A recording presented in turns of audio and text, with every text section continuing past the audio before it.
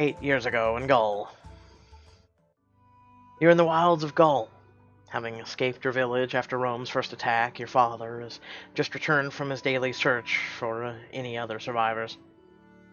No one. I am starting to think Rome killed or enslaved them all. Perhaps they have simply scattered or are in hiding. Perhaps. He sits down, checking the sharpness of his bronze knife. He gives it a few strokes with his waystone.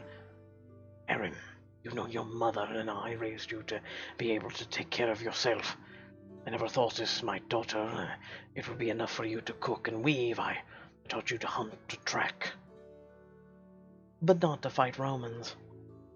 I had hoped you would never have to need to go to war, but... War came to us. Yes, and you should be trained in it. Satisfied with the sharpness of his blade, he turns it and hands it hilt first to you. Ooh, nice. You want me to... Take it. It's yours. Keep it at your side always, so you will never be without a blade. I shall teach you to defend yourself with it. Father, I am ready to learn. Your father allows himself a small smile. Good. Your father clears a space away from the fire, takes a short stance you've seen him use before. Feet apart, legs bent, arms up slightly to shield his chest. Like this. You mimic a stance, feeling the ease with which you can move in all directions. If someone comes at you from the front, strike down with your free hand to block, then up with the blade. He mimes an attack in slow motion. You strike hard on his forearm, knocking it down to clear a path to his throat. Good. Gain. You build up speed and confidence as you practice, the blade growing into an extension of your arm. Now! He surprises you by ducking low to the ground and comes up nearly behind you with an overhand strike. Freeze, knock his hand aside, put the knife to his back. Ha! You spin to meet his attack, knocking his hand down with a powerful choke of your forearm, then follow with the blade to his throat. Well done, Aaron. If I were a Roman, I'd be dead. Exactly what I was going for. Chapter 5. Red-Handed. The evening of Cassius's reading. You and Xanthe are dressing to leave for Cassius's villa. Xanthe comes out of in a dress cut down to her navel. Oh. Your Cassius won't be able to take his eyes off me. I mean, I can't really say that's hardly appropriate. That's literally how they dressed back in the day. Not bad. The dress clings to Xanthe's figure, and the short skirt reveals a long expanse of dark, slender leg. Well, don't think I'm sharing the name of my seamstress. Lena holds up a hand. The chalet depends upon the reputation of all of our courtesans. You must support each other tonight. She examines Xanthe critically, reaching for a cosmetics pot. She touches up the rouge on her cheeks. No one will be able to focus on the poetry when I'm in the room. I mean, you're pretty, but don't get ahead of yourself.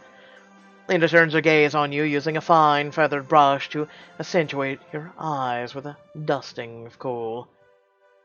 You should wear something that distinguishes you from Xanthe. Something elegant. Yes, something classic, stylish, patrician. Lena leaves the room and comes back with a dress of wine-colored silk overlaid with a layer of sheer Egyptian linen, wearing a living muse to Cassius' poetry reading to impress the Roman noblemen and show off the Xanthe. Oh my lord! Rrr. It's just perfect. I mean, it really is. I'm a man of mystery. Are you regular guys? I think I'll just wear this. It's a poetry reading, after all, not a party. Change your mind? No. This is your last no. Follow Lena out of the bedchamber and into the chalet's main room, where Sophixa is waiting for you to accompany and Xanthi to the reading at Cassius's villa. Cassius greets you at the door. Cassius. Aaron. And Sophixa politely steps into the background, a silent shadow watching as Xanthi throws herself on Cassius. Oh, Senator Cassius, I have just been beside myself, waiting for the next time I would see you again. You know, men back then, we didn't like desperate women.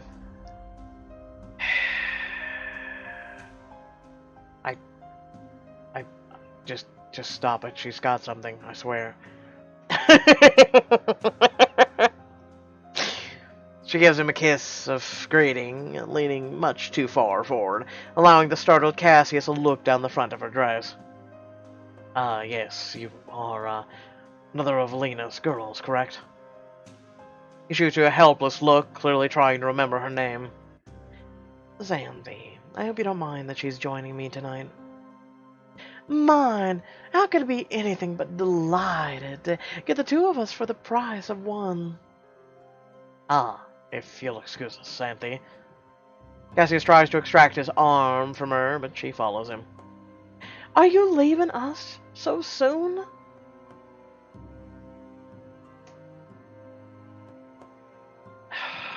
I mean, she is trying way too goddamn hard. Maybe you'll have better luck with Senator Cornelius. Xanthi looks around the room, noticing Cornelius and the other guests mingling further from the door. Well, if we are graced with two accomplished courtesans, perhaps you will each take a turn at reading to us. Xanthi shoulders her way in front of you with a winsome smile for Cassius. I would be honored to recite first. I have been studying Apollonius of Rhodes since I was a little girl. Perfect. Why don't you begin? Xanthi flounces towards the front of the shrine, drawing all the eyes, and Cassius sighs with relief, drawing you back into the other room to speak privately. Thank you, Aaron. I was really hoping to speak to you alone before you read. Of course. Is something the matter? Cassius lowers his voice, but beckons Sophixa closer to include him as well. I asked you here to help me recruit votes against Caesar. There are a lot of men who still straddle the line and need only a spark of motivation to finally take a stand. Cassius, of course I'll help. If it will hurt Caesar, I will do all I can to sway your guests to your side. And you want Aaron to speak directly with the senators on this? Not directly, no, but the right words delivered by a beautiful woman may be enough to sway a man who's still undecided. There's a sudden commotion in the front room, and Cassius sticks his head out to see. Oh, no! You join Cassius and see many of his guests clustering around the new arrival at the door. Yes, a pleasure. Cornelius told me there would be a poetry recital, and I simply couldn't stay away. It's Senator Rufius Glycia. Tribune's Rufius's father? You remember again the scarred face of the young tribune who burned your village. Catching a flicker of his cruelty in the old man's narrow eyes, Cassius lowers his voice. Yes, he's one of Caesar's most vocal supporters. If he's here tonight, it's because he knows what I'm trying to do and means to stop me. He gives a tight but gracious smile as Senator Glycia approaches. Cassius, I hope you don't mind that I decided to join you. Of course not. I know you've always had an appreciation for the creative arts. Glycia moves past him, stopping to watch appreciatively as Xanthi stretches and warms up on the Cathara. Cassius leans close to whisper in your ear. I will need your help now more than ever, Aaron. Cassius brushes a quick kiss across your knuckles, then more lingering one on the curve of your jaw, before disappearing into the crowd. Good evening, Senators. Tonight I will be reading from Catulus's Sparrow. Oh, Lesbia's sweet bird, who she keeps near to stroke at her bosom, to whom with delight she offers a restless finger, prodding for bites, tiny wounds.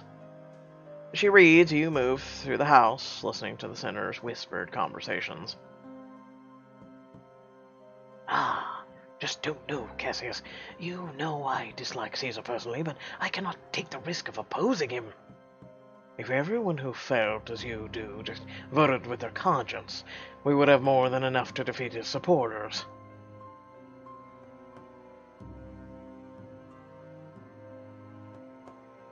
If ever my fiery lady needs some distraction from passion's sweet pain, oh, that I could play with you myself, little sparrow, it would free my thoughts from despair.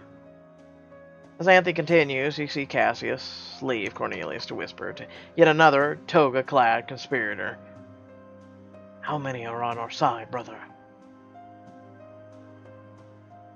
You smile and approach Senator Cornelius, drawing his gaze away from Cassius, plodding. I enjoyed your hunt the other day, Damine. Aaron, I didn't realize you were here tonight. Will you grace us with a performance here as well? Of course. Is there a favorite poem you would have me read? Anything, so long as it's not political.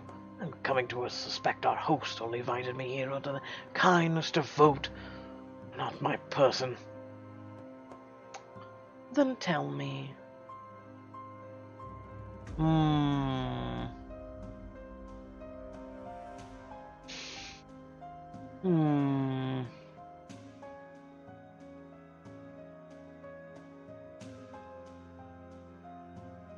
What would you prefer to talk about?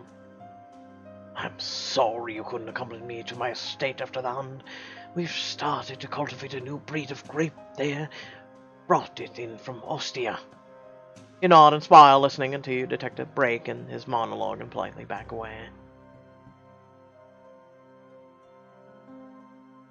In our oblivion, we will avoid the watchful eyes of stupid, evil peasants, hungry to figure out how many kisses we have kissed. You're surprised you notice another woman walking away from the crowd. It's Sabina. You follow her into the other room. I did not expect to see you here tonight. Sabina startled at the sound of your voice, her head snapping towards you. Oh, nor I you. I did not realize your husband is a senator. She looks through the doorway, clearly trying to place who you belong with. Her gaze settles curiously on Sphixa, who hovers quietly just outside the room. I have no husband. I am here at Cassius's invitation as a courtesan of Lena's chalet. Oh. She glances out the door at Xanthi, who was at a gyrating dance to her poetry recitation. I mean, I knew she, but I didn't think. I'm sorry. I didn't mean to give offense. I've never met a courtesan before. No offense taken.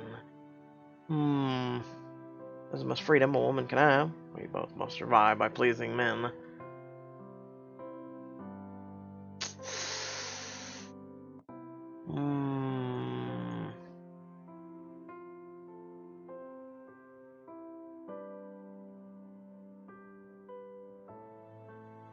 I agree with that. We both must survive. I at least have the right to walk away from my patrons. I had not thought of it like that. I've never before attended an event like this. Most men prefer to keep their courtesans separate from their wives. Is your husband here with you? No, he is yet to return, but I had a letter from him. asking me to feel out what his reception might be in Rome. What will you tell him? I have no context to judge what he thinks would be useful. I know these men not at all, and him scarcely better. Oh, crap. Could she be Caesar's wife? I don't think Caesar had any children, did he?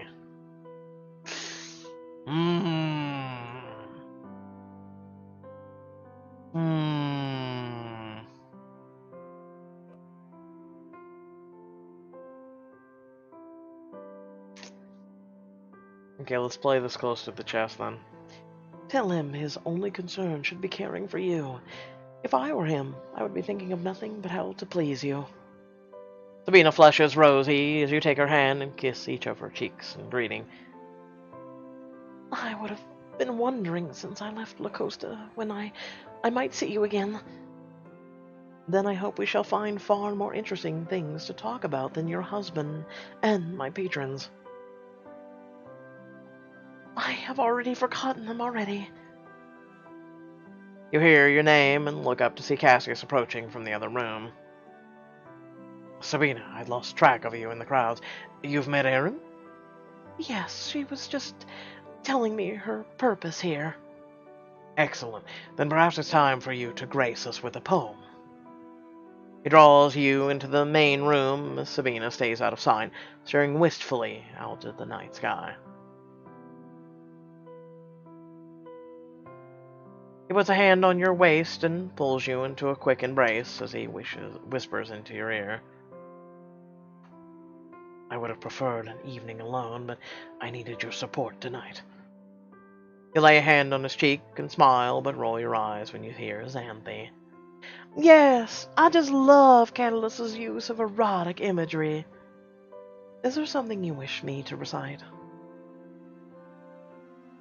Whatever you think will help stoke the fires against Caesar. A composition of your own, perhaps. Cross the room and take your place at the front. Looking out at the crowd, Senator Glycia greets you with an oily smile. Another performance? Cassius has outdone himself. What will you be reciting for us tonight? Cassius has asked for an original composition. You compose as well? Truly, a woman of great talent. You smile coldly, then his brows furrow in quiet threat. I trust you know better than to use that talent in service of young man's foolish schemes against his elder.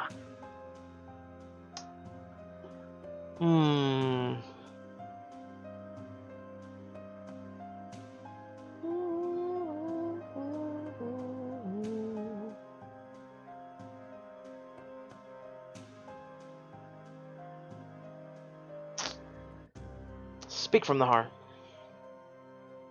Aware of the other's eyes on you and Glycia, you show him your most guileless smile.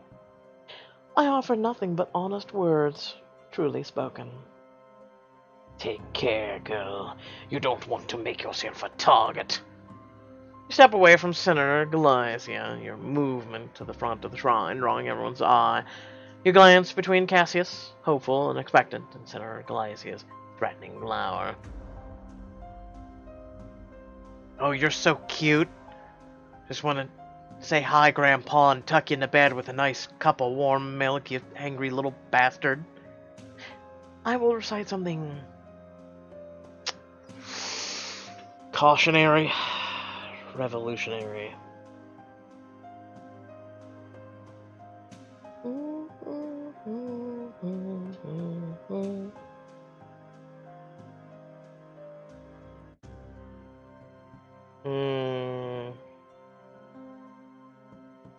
Throw caution to the wind is what I'm thinking. You take a breath and strum your Cathara to accompany yourself. The murmur of voices in the room dies down slightly as you begin with the poem you composed.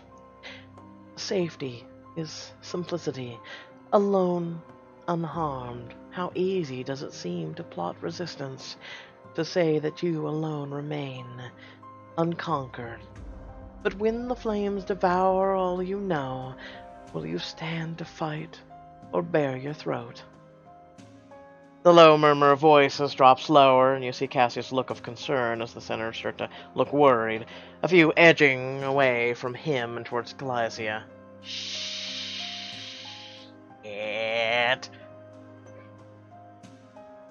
Has shown me he is not afraid to take Rome by force. Why subject ourselves to that? You continue reciting, letting the self-important senators know the true cost of fighting a tyrant. As you finish, Cassius comes over, his brows still furrowed. I'm so sorry, Aaron. I know your family resisted Caesar, but I admit I hadn't truly understood what it cost you. I despise Caesar, of course, Cassius, but you must be prepared for what it will cost to oppose him. Xanthe breezes past you with a spiteful look. Very brave of you to read your own dabblings to such a sophisticated crowd. I would never choose anything but the classics. I must say I found it stir the heartstrings. Oh, Cassius, don't embarrass me. I can't help it if I stir your heartstrings. No, you're trying to stir his penis strings. We're trying to stir his heartstrings. There's a difference. I think he was talking about the poetry.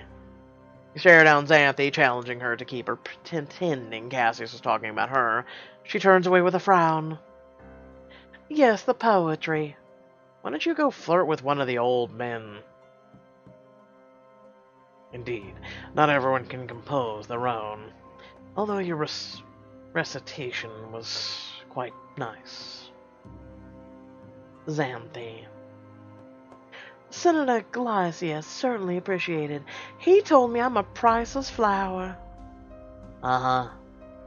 Amazing. Tonight's readings bring out the poetry even in Senator Cassius. He hardly seemed the type. Xanthe stalks off, and across the room you see her sidling up to the senator. She's quite direct. Don't tell her that. She thinks she's being subtle and sophisticated. Cassius gives a surprised laugh. I truly was impressed with your gift for verse, Aaron. I actually have some compositions of my own that I would love to share with you. Oh? Perhaps we could go outside and I could read them to you. Before you can respond, you notice Galacia and Xanthe disappearing through the rear door. She is draped over his arm, and he nuzzles her neck as they walk in a shadowed alcove near the door. Another senator is wrapped in the arms of a handsome young body slave. Behind you, Sophixa frowns and pulls you aside to whisper to you. I would not recommend you go unaccompanied, Aaron. At this sort of informal gathering, there is little except my presence to deter men from impropriety. I have no fear being alone with Cassius. There is little he could ask of me that I would not willingly give. If you do wish to go out alone, perhaps I could first show you a way to defend yourself. Like this. You smiled way too quick at this. He reaches down to grab your wrist, his skin warm against yours. Then he gently guides you, encircling your wrist to break his grip. You hesitate and see Sabina standing forlornly at the villa's front door.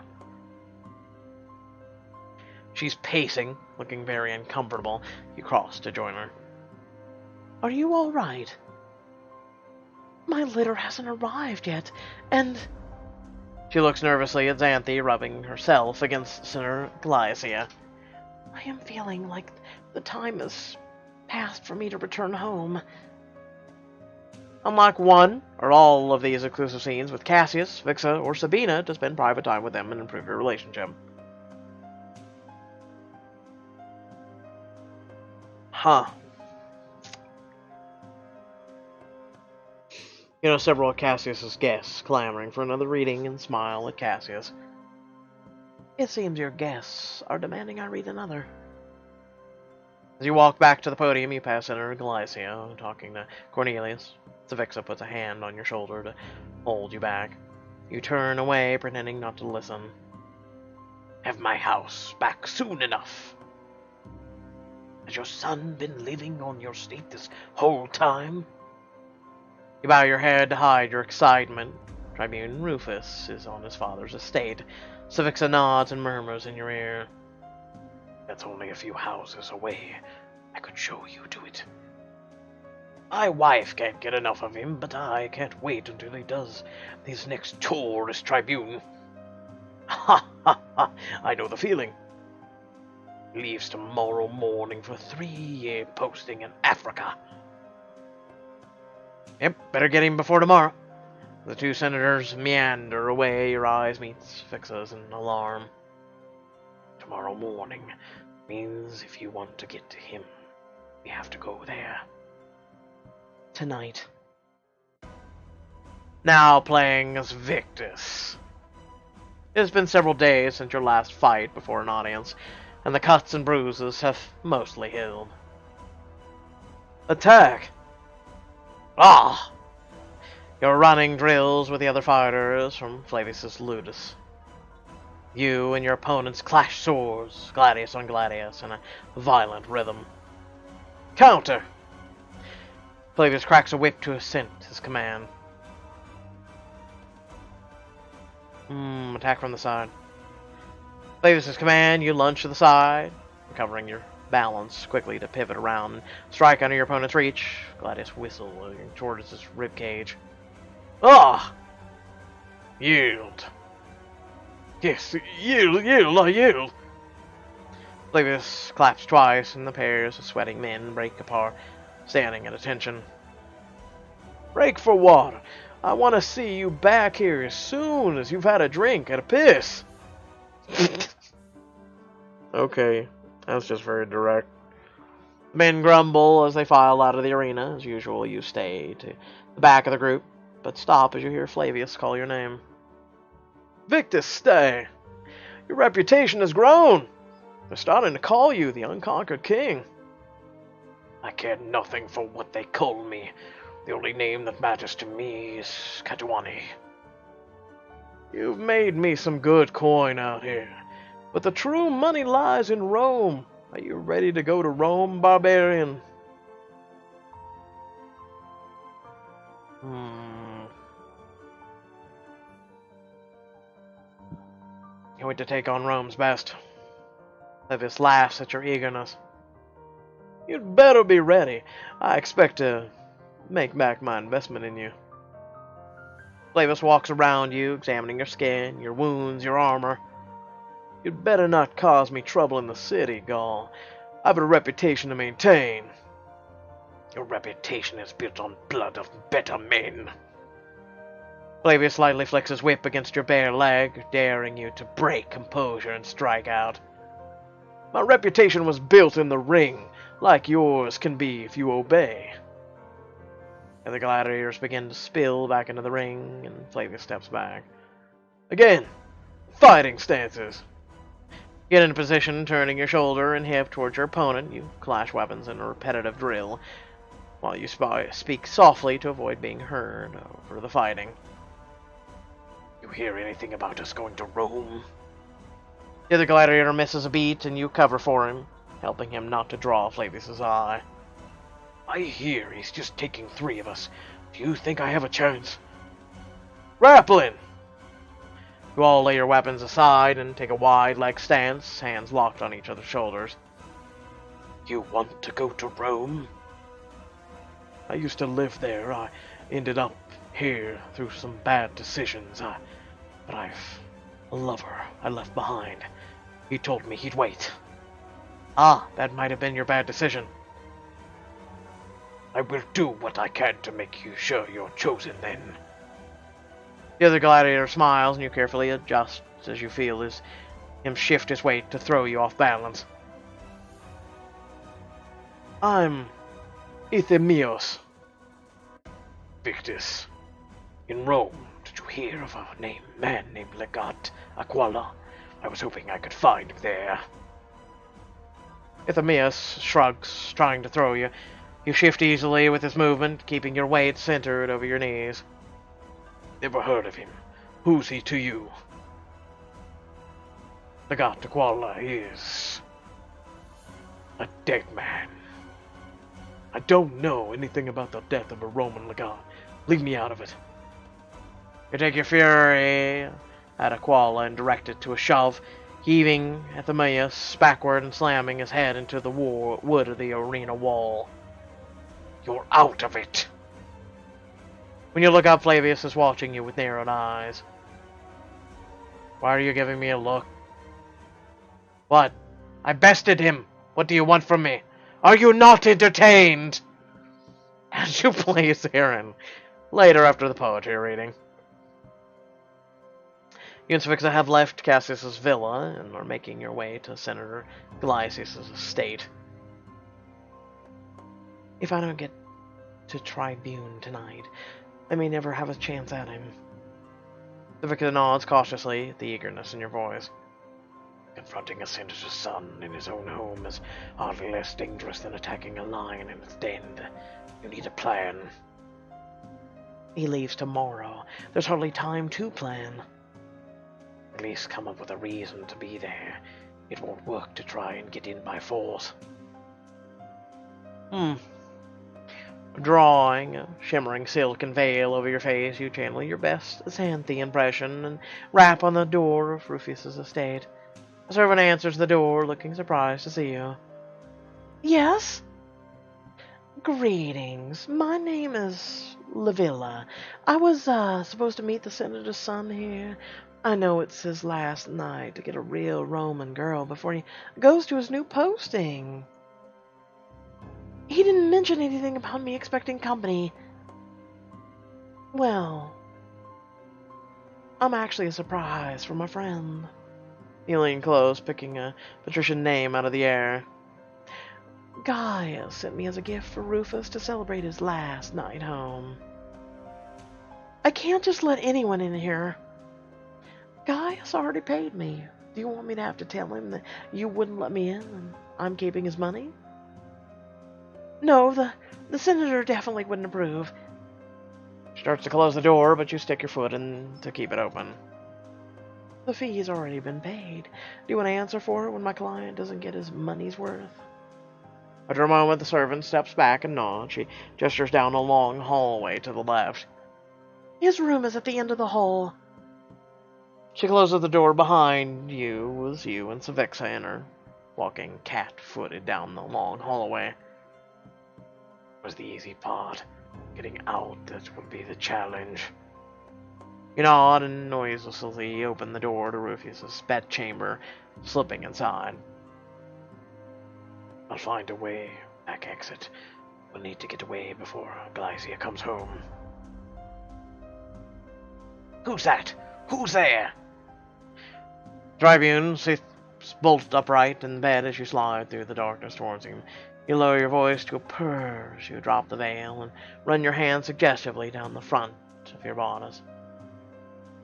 I don't think we need names, do we? Rufus looks entranced by your performance. Hold on, I remember you, your Lena's new girl. They're right about you being the most beautiful woman in Rome. I'm a gift from your commander.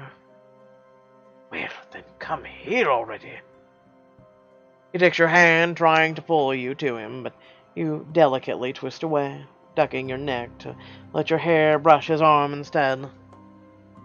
Why hurry? We have all night. You hold Rufus's attention as you slowly shrug first one shoulder, then the other out of your dress. Bearing the skin of your collarbone, you can practically hear him pant. All night? Lie back. He lies back on the bed, smiling broadly. You can feel the knife in its sheath on your thigh, and Lucas's poison tucked between your breasts. What now?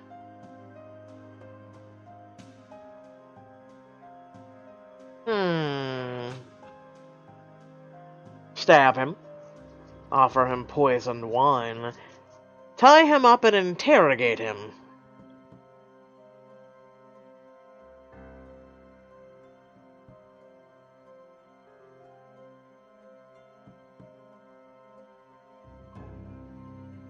Let's go to number 3. Gritting your teeth against your disgust, you smile at Rufus and lean over to straddle him as you take the length of cloth from the end of the bed. Put your hands up. Rufus looks confused for a moment, and you run the backs of your nails up his arm. Stretching it out over his head, he catches on and raises the other. Use the cloth to tie them securely. Oh, you like to be in command, do you? Always. You lean over him, letting your hair brush his bare chest, and then you sit up, running a hand down your own chest up to your leg, enticing him, and coming up with your knife in your hand. What happened to the slaves you took from Catiuna? What? I know that the blood may be in other places right now, but could you focus, good sir, before we kill you? He struggles against the bindings your knot holds, so you sit on his knees to pin them. Who are you? The slaves. Do any of them still survive? I remember you. You're that little Gallic beast who cut me, pretending to be a real woman now, are you? Where are they? Tell me, and I will spare your life, which is more than you deserve.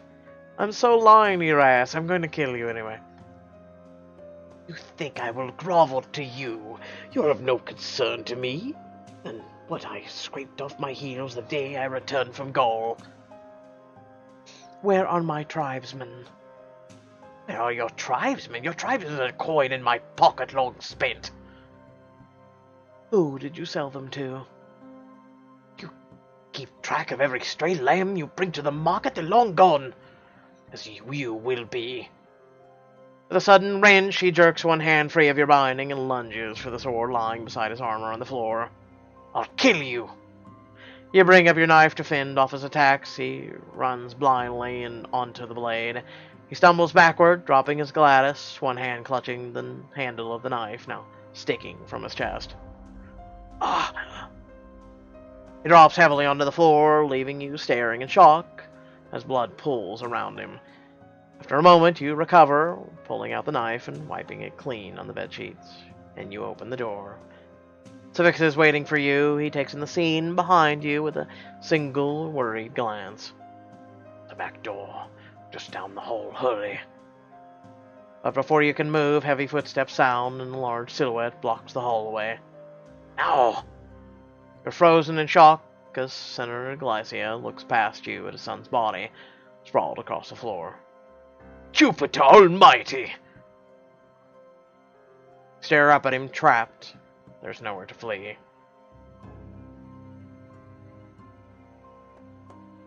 Next time on Courtesan of Rome. Caught red-handed in your act of vengeance, can you find allies to help you escape Roman justice? Or will you pay the ultimate price?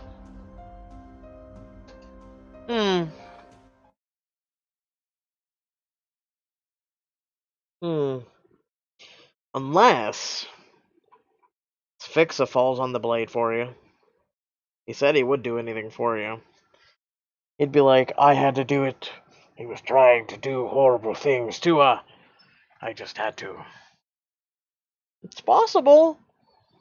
And then your love interest gets in the arena, and then you start teaming up with your dad, and yeah, there's a possibility for a lot of things. I guess we'll have to see. I need a vacation. Yes, I do. Without further ado, please remember to like, share, and subscribe if you're not already. Head down description below, links to social media, Discord, and a few links to support me and my content, as well as our Twitch channel where we do streaming of choices, as well as many other games and content, and a lot of awesome content coming up. Also, do keep in mind, if you guys are interested, I am doing a holiday giveaway. The first game is Overwatch for PC. One lucky viewer will be able to get it. I do have a video up on the channel for what you can do between now and, I believe I said the 15th. So 11 more days, or excuse me, 10. Today's the 5th. between now and the 15th, if you leave a comment on that video, basically just give it a quick watch. It's a minute long. Just follow along, and pretty much you have a chance to win a free Overwatch game on the PC. And then there will be also a couple more giveaways be coming up here very soon. And yeah, so hopefully you guys do enjoy that. It's my way of giving back. So without further ado, thank you all for watching, and I'll catch you all in the next video. Peace.